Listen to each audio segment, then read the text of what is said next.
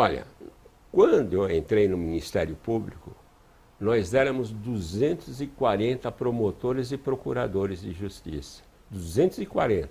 Hoje, só procuradores de justiça são 300. E tem mais de 3 mil promotores. Eu não posso dizer para você como é que está, porque eu não conheço. Conheço alguns, um ou outro. No meu tempo, nós nos conhecíamos, né? Os procuradores, os promotores. Agora é impossível. São 3 mil promotores e 300 procuradores. Nem os procuradores eu não conheço. Conheço uns 4, 5. Como é que era o relacionamento do senhor com os procuradores gerais? Você viu A homenagem. a homenagem que o procurador... Eu nunca procurei, nunca entrei na sala do procurador-geral, desde que eu entrei no Ministério Público. Lá o pessoal todo ia para lá, sei lá, para conseguir ter prestígio, para promoção.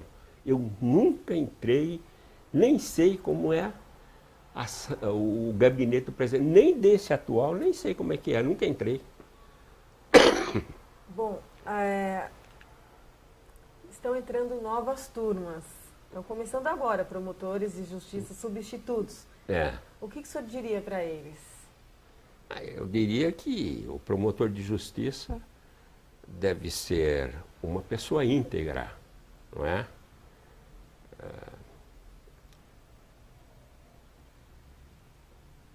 Bendito seja Deus, Pai de nosso Senhor Jesus Cristo, que lá dos altos céus nos abençoa com todas as bênçãos espirituais em Cristo e nos escolheu nele para sermos santos e irrepreensíveis diante do seu nome.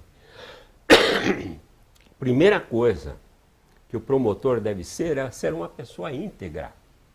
Sobre isso até mandei um texto para você, sobre a integridade. Não é?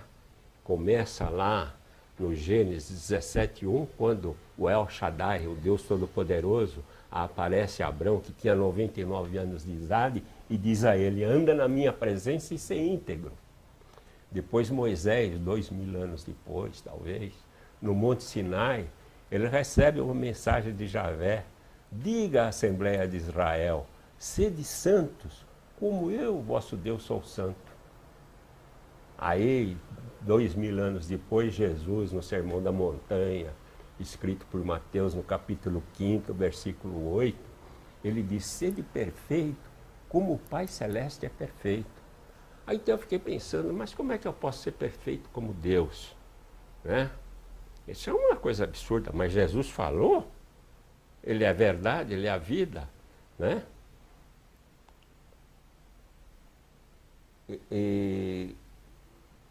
Aí eu achei, na segunda carta a Timóteo, capítulo 4, versículo 5 e 16, diz o seguinte: a Divina Escritura é útil para repreender, para corrigir, para formar na justiça. Por ela, o homem de Deus se torna perfeito, capacitado para toda boa obra. Então, a palavra transforma. A palavra do homem transforma. Nós éramos ignorantes, pegando os engenheiros lá da NASA, eles eram ignorantes quando é criança, fizeram colegial, foram crescendo, né? Chegaram ao conhecimento máximo, mandaram um foguete lá para Marte e um robô que manda mensagem, tudo através da palavra do homem, não é? A professora Ieda Maria Alves da USP, professora de Letras Clássicas e Vernáculas da USP, diz que o AUES de 2001 registra 400 mil palavras. Mas como as palavras se renovam, né? Ela imagina que existam atualmente 600 mil palavras na língua portuguesa.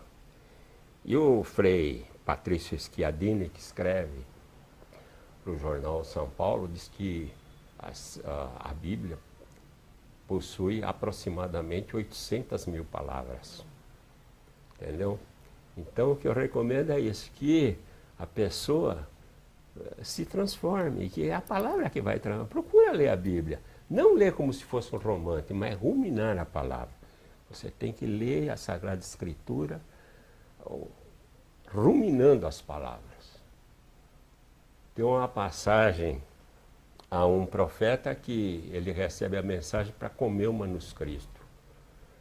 Mas é uma linguagem simbólica, né? Isto é, para que aquela escritura se transformasse em sangue e o sangue em vida. Porque a palavra é vida, né? Quem segue a palavra, por exemplo, você pega o Deuteronômio, né? O Adbarim. Estas são as palavras. No capítulo 32, versículo 47, se não me engano, ou 49. E estas palavras que vos tenho dito não são de somente importância, elas são vida. Isso no Deuteronômio, Moisés, né? Porque se você seguir tudo aquilo que está escrito, não é? Você vai viver solidariamente, fraternalmente, amigavelmente. Então, você vai ter paz na sua casa, você vai ter paz na cidade, você vai ter paz no campo, você vai ter prosperidade, você vai ter saúde, vai ter segurança, vai ter tudo. Temos que viver bem. Entendeu? Entendi. Tem uma passagem dos Salmos, né? 132 ou 133, depende da Bíblia, né? Da edição, né? É 132 ou 133. Tem uma passagem que diz o seguinte: como é bom, como é agradável para irmãos unidos viverem juntos. É como o orvalho do irmão que desce pelas colinas de Sião, pois de lá Deus derrama a vida e uma bênção eterna. Bênção, segundo o Catecismo da Igreja Católica, é uma ação divina que dá vida. Bênção eterna é vida em abundância. Vida em abundância é o reino de Deus na terra.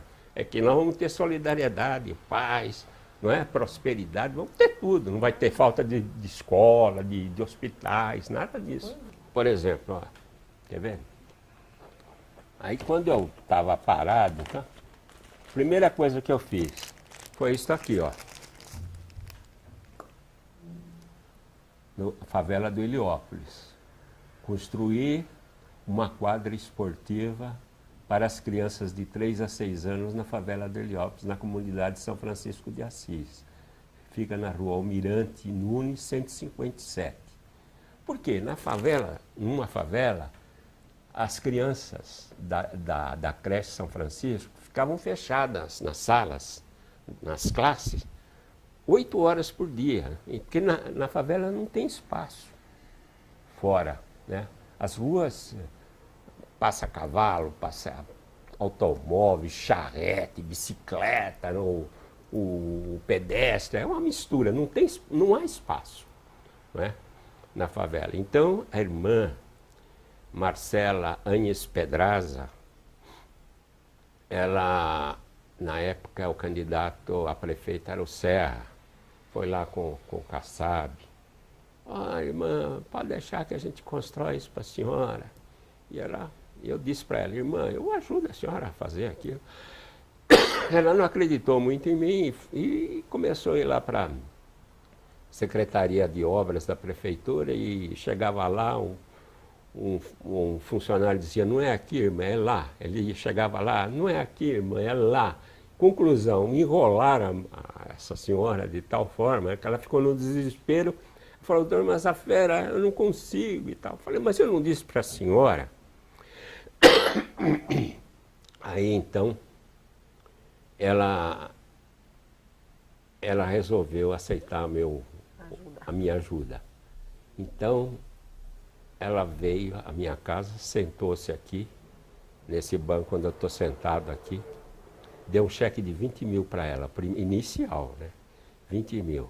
Ela pegou o cheque, ela se levantava, rindo, sentava, chorava e ria, porque ela não estava acreditando, né? Não tava, daí eu fui mandando pouco a pouco, né, as verbas para ela até concluir a obra. Está vendo aí? Acho que é tudo sobre lá, né? É. Que loucura, doutor. Então, quer dizer, o senhor se aposentou...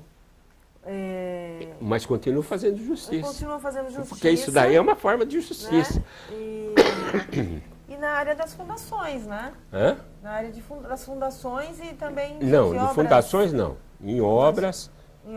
Obras sociais. Essa obras é uma. Sociais, essa sociais. É uma. Aí, as irmãs franciscanas, a irmã Marcela Anhes Pedraza é da ordem das irmãs franciscanas angelinas. É uma ordem que existe no mundo há 125 anos. E elas estão aqui no Brasil, naquela época que eu fiz isso, há 25 anos. Agora já estão uns 30 anos, sei lá. Aí, depois disso, a irmã Maria, a irmã Zanuto, Maria José, acho que é Maria Zanuto, se não me engano, que é a provincial dela, que fica em Cascavel, ela veio pedir para que eu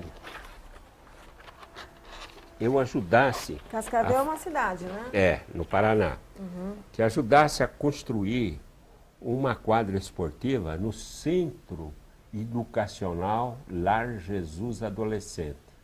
Centro Educacional Lar Jesus Adolescente.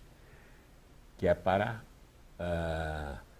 os adolescentes. Tem 400 adolescentes lá em Santo Antônio da Platina. Fica na divisa com o estado de São Paulo, próximo a Ourinhos. Aí eu fui lá e construí. Poxa vida, construindo a civilização do amor. Que loucura, hein, doutor? E aí, e essa instituição eu achava que fosse um predinho assim, simplesinho. Olha, você precisa ver que maravilha o prédio. Doutor, agradeço muito a entrevista do senhor, viu? Obrigada por ter nos recebido aqui na sua casa.